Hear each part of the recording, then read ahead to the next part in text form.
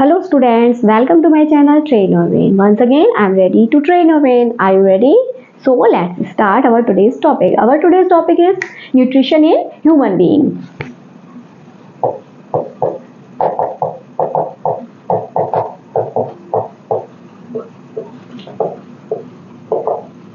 तो class 7th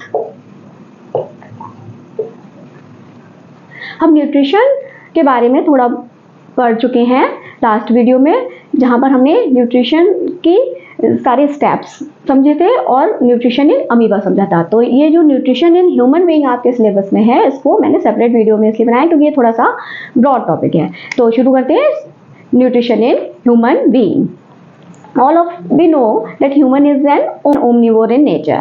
Human जो है वो अपना फूड के लिए एनिमल्स और प्लांट्स दोनों पर ही डिपेंडेंट है। एनिमल से मिल्क, मीट, चिकन, एग और हनी, एंड प्लांट से फ्रूट्स एंड वेजिटेबल, सीरियल्स, ये सब चीज़ें ह्यूमन को मिलती हैं। तो ह्यूमन जो है holozoic mode of nutrition show करता है, जिसमें कि जो मैंने 5 स्टेजेस आपको बताई थी होलोजोइक न्यूट्रिशन की, उन सभी को लेकर हम समझेंगे कि किस तरह से ह्यूमन में फूड की इनटेक होती है, डाइजेशन होता है और फिर absorption and assimilation of food और डाइजेशन होकर ये पांचों स्टेज किस तरह से कंप्लीट होती हैं। तो आइए शुरू करते हैं न्यूट्रिशन इन ह्यूमन बीइंग। तो सबसे पहला पार्ट है हमारा इंजेशन ऑफ फूड। तो हम सभी जानते हैं कि होलोजोइक एनिमल्स में ingestion of food takes place through the mouth and followed by chewing and gulping, यानी कि माउथ से हम फूड इनटेक करते हैं। ह्यूमन बीइंग माउथ से फूड इनटेक करता है in the form of morsels. Morsels होते हैं निवाला। आप लोग जब भी फूड ईट करते हैं तो निवाले के फॉर्म में ही तो करते हैं, एक एक निवाला खाते जाते हैं और फिर उसको स्वेलो करते जाते हैं आफ्टर च्यूइंग द फूड। तो इंजेशन की प्रोसेस जो है वो माउथ में होती है। माउथ के थ्रू फूड को इनटेक करता है ह्यूमन और फिर च्यूइंग होती है। च्यूइंग के बाद स्वेलोइंग होगी। इस तरह से ये 3 स्टेप्स में इंजेशन ऑफ फूड कंप्लीट होता है ह्यूमन में। अब सेकेंड स्टेज जो होती है ह्यूमन में न्यूट्रिशन की होलोजोइक एनिमल्स में इंजेशन के बाद, वो होती है डाइजेशन। तो डाइजेशन के लिए ह्यूमन में एक ऑर्गन सिस्टम पाया जाता है जिसको बोलते हैं डाइजेस्टिव सिस्टम। ह्यूमन के डाइजेस्टिव सिस्टम में कई ऑर्गन्स एक साथ मिलकर काम करते हैं और डाइजेशन की प्रोसेस को कंप्लीट करते हैं। ये जो सारे ऑर्गन एक साथ मिलकर काम करते हैं, ये एक कैनाल के फॉर्म में होता है। तो इसको डाइजेस्टिव सिस्टम को एलिमेंट्री कैनाल भी बोला जाता है। Alimentary canal. तो ये जो ह्यूमन की एलिमेंट्री कैनाल होती है, ये माउथ से स्टार्ट होती है। Start from mouth and ends at anus. तो ह्यूमन की जो एलिमेंट्री कैनाल है वो माउथ से स्टार्ट होकर एनस पर कंप्लीट होती है। तो इसमें कौन कौन से ऑर्गन्स इंक्लूड होते हैं एलिमेंट्री कैनाल में? तो माउथ को बक्कल कैविटी भी बोला जाता है। माउथ के बाद आएगा आपका ईसोफेगस और फूड कैनाल भी बोलते हैं इसको, फूड पाइप। एलिमेंट्री कैनाल को फूड कैनाल भी बोलते हैं और ईसोफेगस को फूड पाइप बोलते हैं। ईसोफेगस के बाद स्टमक के बाद small intestine, then large intestine,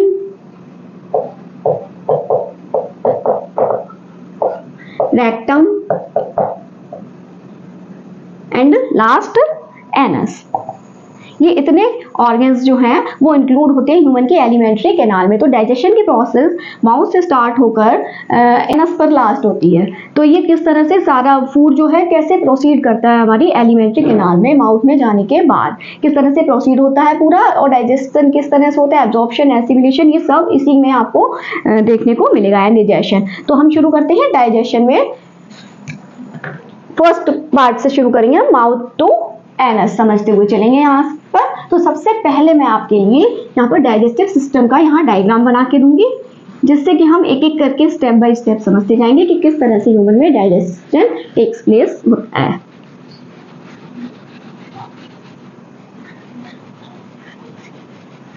तो सबसे पहले हम एलिमेंट्री कैनाल का डायग्राम देखते हैं। ये हो गया माउथ, माउथ से फिर ये फूड पाइप या ईसोफेगस, ईसोफेगस के बाद यहाँ स्टमक, स्टमक से निकलती है स्मॉल इंटेस्टाइन जो कि कॉइल्ड स्ट्रक्चर होती है,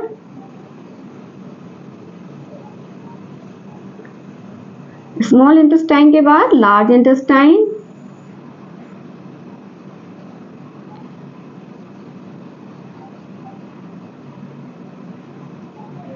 जो कि रेक्टम से होकर एनस के थ्रू बाहर खुलती है। तो ये डायग्राम रहेगा हमारा डाइजेस्टिव सिस्टम का। इसमें मैं नेम भी मेंशन करती जाऊंगी एक एक करके, जब जिसके बारे में हम बात करते जाएंगे उसका नेम मेंशन करते जाएंगे। तो यहाँ डाइजेशन की प्रोसेस हम समझ रहे हैं। तो डाइजेशन स्टार्ट कहाँ से होता है? माउथ से। तो नंबर 1 है आपका माउथ और बक्कल कैविटी, माउथ और बक्कल कैविटी। माउथ का को ही बक्कल कैविटी कहा जाता है। तो बक्कल कैविटी में ह्यूमन की 3 ऑर्गन्स होते हैं, salivary glands, tongue and teeth. ये तीनों ही डाइजेशन में इंपॉर्टेंट रोल प्ले करते हैं। तो सबसे पहले salivary glands, salivary gland, 3 pair salivary gland buccal cavity में पाई जाती है ह्यूमन की, जो कि सैलाइवा सीक्रेट करती है। सैलाइवा जो आपके मुंह में लार आती है ना, वही इनको हिंदी में लार ग्रंथियां बोलते हैं। तो ये जो सैलाइवरी ग्लैंड है वो सैलाइवा सीक्रेट करती है, और सैलाइवा जो है वही जो है माउथ में फूड के साथ मिक्स होकर डाइजेशन की प्रोसेस स्टार्ट हो जाती है। तो डाइजेशन की प्रोसेस जो है ह्यूमन में माउथ से ही स्टार्ट हो जाती है, और ये एंड होती है स्मॉल इंटेस्टाइन में, जो कि आगे हम बात करते हुए चलेंगे तब आपको डिटेल में समझ में आएगा। सेकेंड पार्ट है हमारी माउथ में टंग। टंग जो है वो किस तरह की होती है? मस्कुलर एक ऑर्गन होता है जो कि फ्लैट होती है और पीछे की साइड फिक्स होती है। और टंग का क्या काम है? टंग का ये काम रहता है कि टंग का काम, सबसे पहला काम तो ये है कि फूड को टेस्ट करने का रहता है। सेकेंडली टंग जो है च्यूइंग के टाइम फूड को टीथ की तरफ पुश करती है, ये काम भी टंग का ही रहता है। अब थर्ड नंबर पर हम बात करेंगे टीथ की। तो माउथ जो है या बक्कल कैविटी जो है ह्यूमन की, उसमें 32 टीथ पाए जाते हैं। टीथ का काम क्या होता है? बाइट एंड च्यूइंग करना, फूड को की बाइटिंग एंड च्यूइंग करना होता है। तो टीथ जो है वो hardest organ of our body होता है। जितने भी हमारे बॉडी ऑर्गन होते हैं उनमें टीथ जो है वो हार्डेस्ट होता है। तो टीथ जो है एक लेयर से कवर्ड होते हैं जिनको बोला जाता है इनेमल। इनेमल का काम टीथ का प्रोटेक्शन करना होता है। अगर आप टीथ को साफ नहीं रखेंगे तो आपकी इनेमल जो है वो वीक हो जाएगी और आपके जो टीथ हैं वो सड़ने गलने लगते हैं या खराब होने लगते हैं। इसीलिए टीथ की प्रॉपर जो सैनिटेशन यानी कि प्रॉपर उसकी सफाई बहुत ज़रूरी है। इसीलिए आपको कहा जाता है कि 2 टाइम जो है आपको ब्रश करना चाहिए डेली दिन में। तो टीथ कहाँ प्लेस्ड होते हैं? टीथ जो है आपके माउथ में दोनों जॉज में, अपर एंड लोअर जॉज में जो है जॉ की बोन से फिक्स होते हैं और सपोर्टेड बाय गम्स यानी कि मसूड़ों से उनको सपोर्ट मिला हुआ होता है। तो आज हम थोड़ा टीथ के बारे में जान लेंगे, कितने और किस किस तरह के टीथ होते हैं। तो आपने देखा होगा कि जब भी न्यूली बॉर्न बेबी होता है उसके पास कोई टीथ नहीं होते हैं। Newly born baby has no teeth. जैसे ही बच्चा 6 मंथ के अबाउट हो जाता है, 5 to 6 मंथ, तो उसमें उसके लोअर जॉ में आपको 1 पेयर ऑफ टीथ जो है वो दिखाई देते हैं, निकलने शुरू हो जाते हैं, या किसी किसी केस में ये अपर जॉ से भी फर्स्ट जो है निकलते हैं, लेकिन मोस्टली लोअर जॉ से ही निकलना शुरू होती है। तो जैसे ही बच्चा फिर धीरे धीरे बढ़ता जाता है, 1 ईयर कंप्लीट करता है, तब तक उसके माउथ में 20 टीथ्स आ जाते हैं अपर एंड लोअर जॉ को मिलाकर, यानी 10 अपर जॉ में और 10 लोअर जॉ में। ये जो 10 टीथ्स होते हैं फर्स्ट जो निकलते हैं वो कहलाते हैं मिल्क टीथ। ये मिल्क टीथ जो हैं वो अबाउट 10 to 11 ईयर ओल्ड बच्चे के एज में ये टीथ जो है वो निकल जाते हैं और इनकी जगह परमानेंट टीथ आ जाते हैं। और परमानेंट टीथ जो है वो फिर पूरे आते हैं और वो 32 होते हैं परमानेंट टीथ। आप सबके साथ ये हो चुका होगा, आपके सबके परमानेंट टीथ आ चुके होंगे। तो परमानेंट टीथ जो है वो 32 होते हैं। तो वो अपर जॉ और लोअर जॉ में 16 डिवाइड होते हैं, 16 अपर जॉ में और 16 लोअर जॉ में। तो ये किस तरह प्लेस्ड होते हैं जॉ में, ये हम यहाँ पर समझेंगे। तो यहाँ पर मैं जरा टीथ जॉ का डायग्राम देखते हैं यहाँ पे बनाकर। आपको समझाती हूँ टीथ किस तरह से जो है और कितने होते हैं। तो 4 टाइप के टीथ जो होते हैं वो होते हैं। तो अपर जॉ में बता रही हूँ मैं, इसी तरह से लोअर जॉ में मिलते हैं। मान लीजिए ये आपका अपर जॉ का स्ट्रक्चर है। तो आपके अपर जॉ में आपने देखा होगा फ्रंट में 4 टीथ होते हैं, इस तरह से यहाँ पर 4 टीथ मिलेंगे आपको। ये चीजल शेप्ड होते हैं। ये 4 टीथ जो हैं ये हाफ पार्ट मान लेते हैं, ठीक है। यहाँ से इसको लेटरली हाफ कर देते हैं। ये दोनों जो हैं, तो पहले हम सारे नाम देख लेते हैं कि फर्स्ट नंबर पर मिलते हैं इंसीसर, सेकंड नंबर पर होते हैं कैनाइन, थर्ड नंबर पर प्रीमोलर एंड फोर्थ मोलर। इनकी नंबर भी फिक्स होती है। इंसीसर जो हैं वो एक जॉ में 4 होते हैं, कैनाइन्स 1 जॉ में 2 होते हैं, प्रीमोलर भी 4 एंड मोलर 6। तो इस तरह से ये एक जॉ में आपके कितने 16 टीथ हो जाएंगे। 4 2 4 equal to 10 and plus 6 equal to 16। और अपर जॉ और लोअर जॉ को मिलाकर कितने हो जाएंगे 16 प्लस 16 32 टीथ आपके कंप्लीट होते हैं। तो ये देखिए किस तरह से होते हैं। इंसीसर जो है 4 होते हैं। तो ये फ्रंट में आपको जो 2 पेयर टीथ दिखते हैं वही इंसीसर होते हैं, चीजल शेप होते हैं। तो इनके नाम, ये जो फर्स्ट वाला है और ये है सेकंड, इसको बोलते हैं सेंट्रल इंसीसर,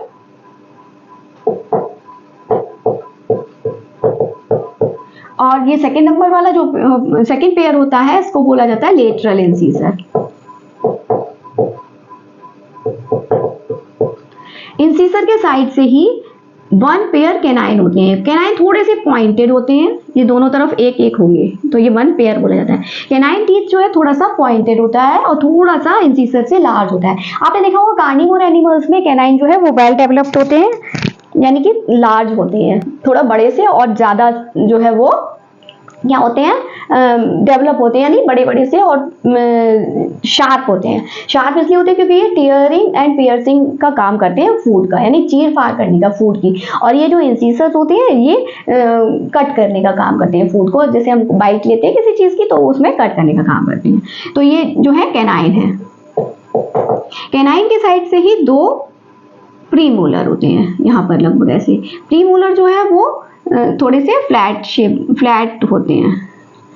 प्रीमोलर और मोलर दोनों ही ब्रॉड एंड फ्लैट शेप के होते हैं।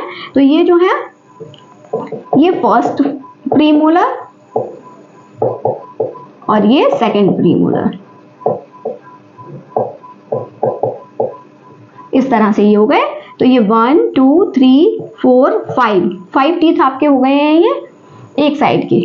और प्रीमोलर के साइड से ही 3 पेयर, यहाँ पर पेयर इसलिए बोल रहे हैं क्योंकि 3 इधर होते हैं और 3 इधर होते हैं, लेफ्ट और राइट साइड मिला के बोले जाते हैं। तो ये 3 ये भी फ्लैट एंड ब्रॉड होते हैं। तो ये 6 7 8 नंबर के, ये यानी कि 1 हाफ में किसी भी जॉ के अपर या लोअर जॉ के 1 हाफ में 8 टीथ एंड सेकेंड हाफ में 8 टीथ आपके मिलते हैं, जिनके नाम जो है मैं इस साइड बता रही हूँ उसी क्रम से मिलते हैं।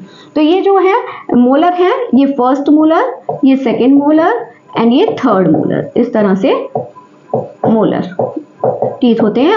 और ये जो है प्रीमोलर टीथ का काम होता है फूड को chewing and breaking and chewing होती है, और ये जो मोलर का काम होता है ग्राइंडिंग ऑफ द फूड होती है।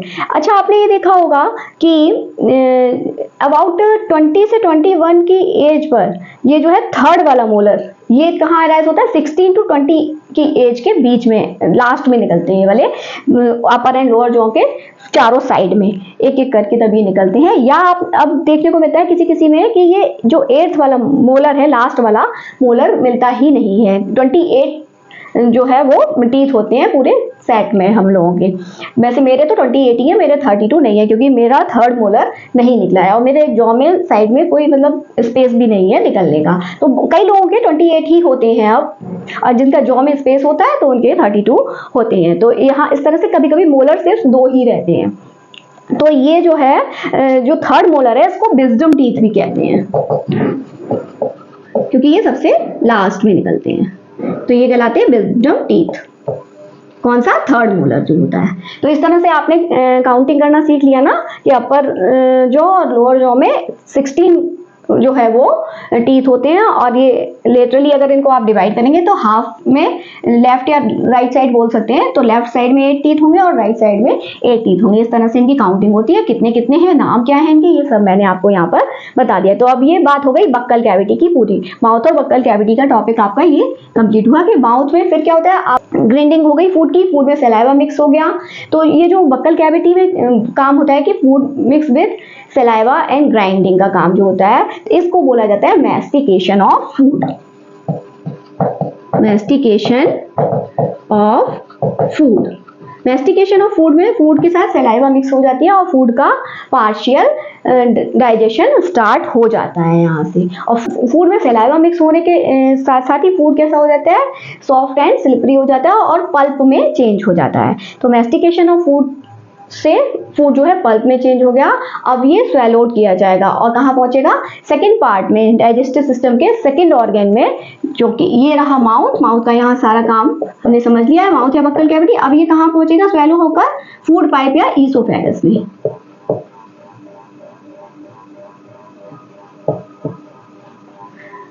तो अब हम समझेंगे कि फूड पाइप में क्या होता है। अब सेकंड पॉइंट पर बात करेंगे हम कि फूड पाइप।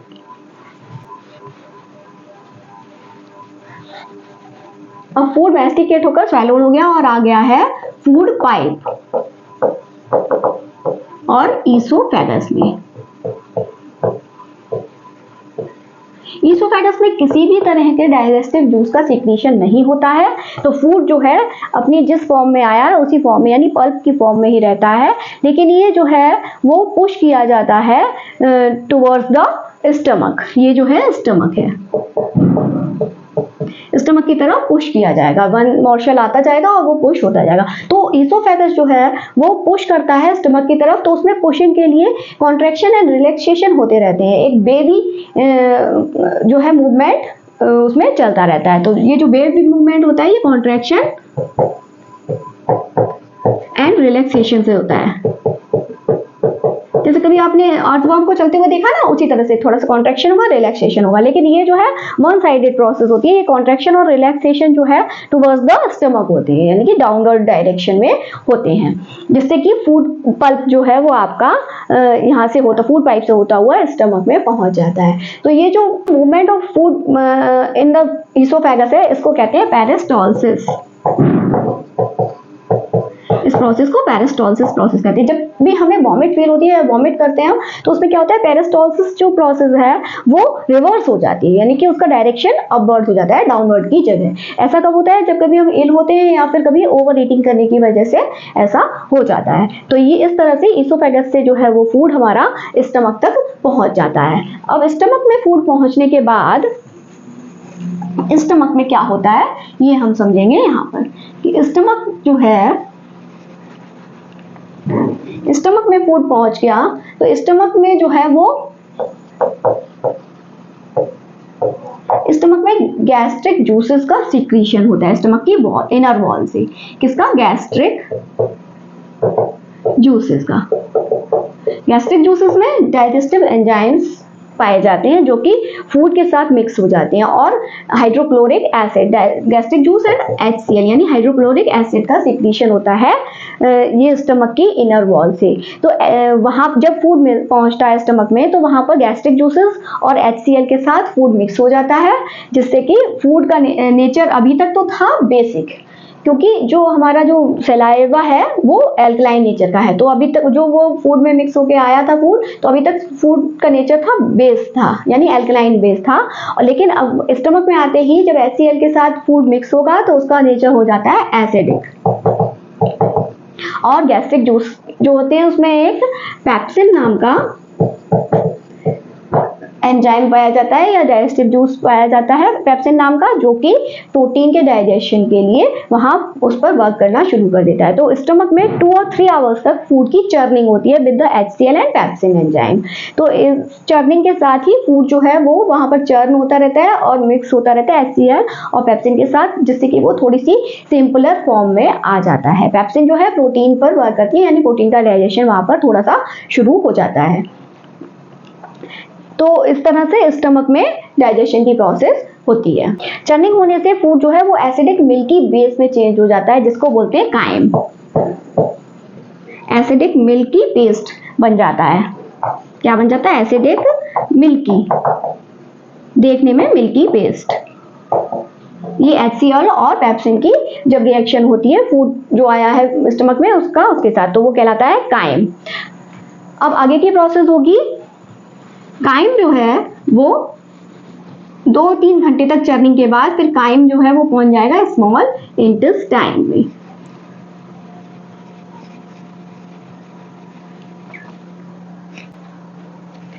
अब स्टमक के बाद फूड पहुंचता है स्मॉल इंटेस्टाइन में, लेकिन उससे पहले हमें लिवर एंड पैनक्रियाज को समझना है। यहाँ पर लिवर एंड पैनक्रियाज ये जो है वो ग्लैंड्स होती हैं दोनों, जिनका कि डाइजेस्टिव सिस्टम से कोई रिलेशन नहीं है। रिलेशन तो है, डाइजेस्टिव सिस्टम में ये इंक्लूड नहीं होती है, लेकिन लिवर और पैनक्रियाज से डाइजेस्टिव जूसेस सीक्रेट होते हैं जो कि जाकर स्मॉल इंटेस्टाइन में रिलीज किए जाते हैं। तो ये डाइजेशन में इंपॉर्टेंट रोल प्ले करते हैं, इनसे सीक्रेट डाइजेस्टिव जूसेस, इसीलिए यहाँ पर इनकी स्टडी भी जरूरी है। तो लिवर जो है, सबसे पहले हम लिवर की बात करेंगे। लिवर जो है वो ये स्टमक के साइड से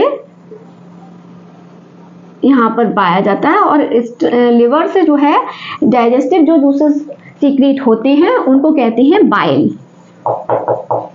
ये जो बाइल है ये लिवर से निकलने वाली एक ब्लैडर होता है, लिवर से एक ब्लैडर निकलता है, उसमें जाकर कलेक्ट हो जाती है, इसको कहते हैं गॉल ब्लैडर। ये लिवर है, ये होता है गॉल ब्लैडर।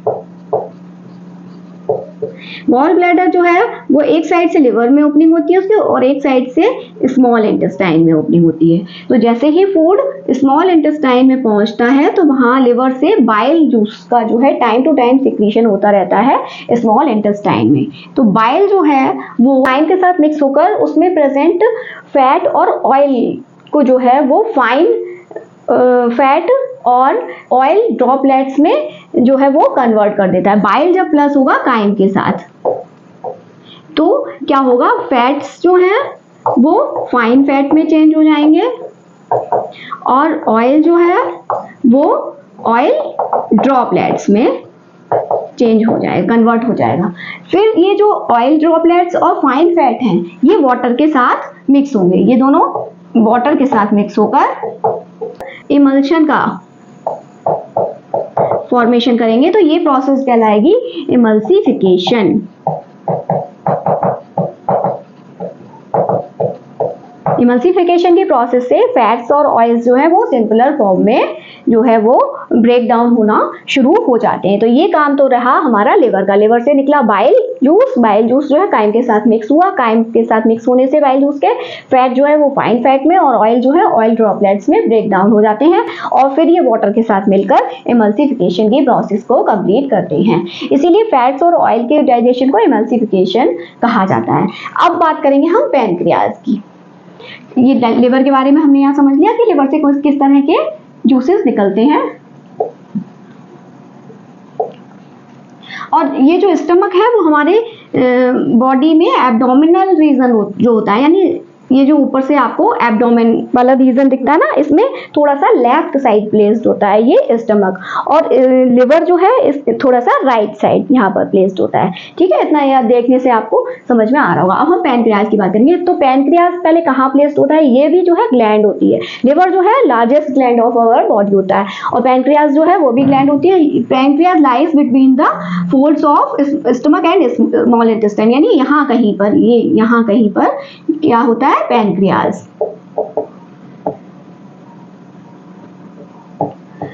ठीक है, तो ये पैनक्रियाज भी एक ग्लैंड है जिससे कि डाइजेस्टिव जूसेस रिलीज होते हैं और स्मॉल इंटेस्टाइन में जाकर वो रिलीज किए जाते हैं। तो इसमें कौन कौन से डाइजेस्टिव जूसेस होते हैं, एमाइलेज, ट्रिप्सिन एंड लाइपेज। ये कहाँ से रिलीज होते हैं, पैनक्रियाज से। तो ये जो है तीनों डाइजेस्टिव जूस जाके जब स्मॉल इंटेस्टाइन में पहुंचते हैं और वो जो फूड जो है स्टमक से निकलकर स्मॉल इंटेस्टाइन में पहुंचता है, तो वहां पर ये तीनों मिक्स हो जाते हैं फूड के साथ। तो एमाइलेज जो है वो carbohydrate acts on carbohydrate. Amylase carbohydrate पर कार्बोहाइड्रेट पर एक्ट करती है, यानी कि स्टार्च की फॉर्म में होता है ना कार्बोहाइड्रेट, तो स्टार्च को जो है ये वो शुगर में कन्वर्ट करती है। ट्रिप्सिन जो है वो करता है प्रोटीन पर काम, और प्रोटीन को वो किस में करेगा, ट्रिप्सिन जो है, ट्रिप्सिन आएगा वो प्रोटीन को अमीनो एसिड में चेंज करता है। और लाइपेज जो है वो फैट एंड ऑयल पर काम करता है, और ये फैट एंड ऑयल को, इमल्सिफाइड फैट को फैटी एसिड एंड ग्लिसरॉल में चेंज करेगा, फैटी एसिड एंड ग्लिसरॉल की फॉर्म में लाता है। तो ये जो है यहाँ पर काफी जो है वो डाइजेशन का काम होता है तीनों एंजाइम्स की हेल्प से। तो इतना काम जो है लिवर और पैनक्रियाज की हेल्प से होता है। कहाँ पर, स्मॉल इंटेस्टाइन में। तो स्मॉल इंटेस्टाइन को समझने से पहले हमें ये जो है इनका एक्शन समझना जरूरी था। अब लिवर और पैनक्रियाज के एक्शन को समझने के बाद अब फूड जो है वो ये सब प्रोसेस चल रही है वहीं पर, कहाँ, स्मॉल इंटेस्टाइन में। अब हम बात करेंगे स्मॉल इंटेस्टाइन की। तो स्मॉल इंटेस्टाइन में जो फूड पहुंचा है, तो अब बात करेंगे स्मॉल इंटेस्टाइन की। अभी तक ये जो है डाइजेशन की ही प्रोसेस चल रही है। स्मॉल इंटेस्टाइन में भी जो है 3 टाइप के डाइजेस्टिव जूसेस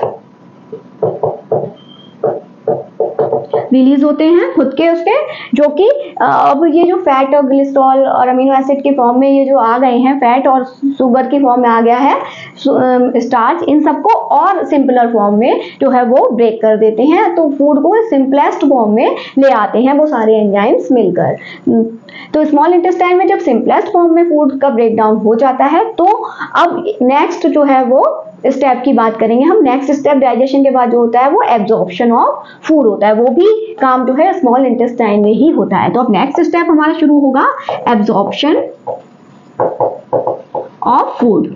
अब एब्जॉर्प्शन ऑफ फूड के लिए स्मॉल इंटेस्टाइन में प्रोजेक्शन, इनर वॉल पर उसकी फिंगर लाइक प्रोजेक्शंस होते हैं, बहुत ही मिलियंस ऑफ प्रोजेक्शन होते हैं, बहुत टाइनी फिंगर लाइक प्रोजेक्शन होते हैं। जैसे कि अगर स्मॉल इंटेस्टाइन है ये, इसकी इनर वॉल से इस तरह से प्रोजेक्शंस निकले होते हैं। तो ये जो प्रोजेक्शंस हैं वो जो डाइजेस्टेड फूड है उसको एब्जॉर्प्शन का काम करते हैं, उसको एब्जॉर्ब करते हैं, और ये इनको बोला जाता है विलाई।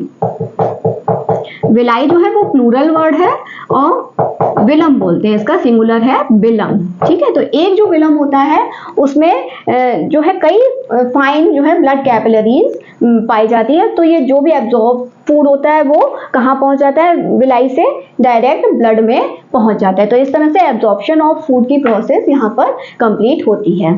अब ये जो है एब्जॉर्प्शन ऑफ फूड के बाद होता है एसिमिलेशन ऑफ फूड या फिर यूटिलाइजेशन ऑफ फूड।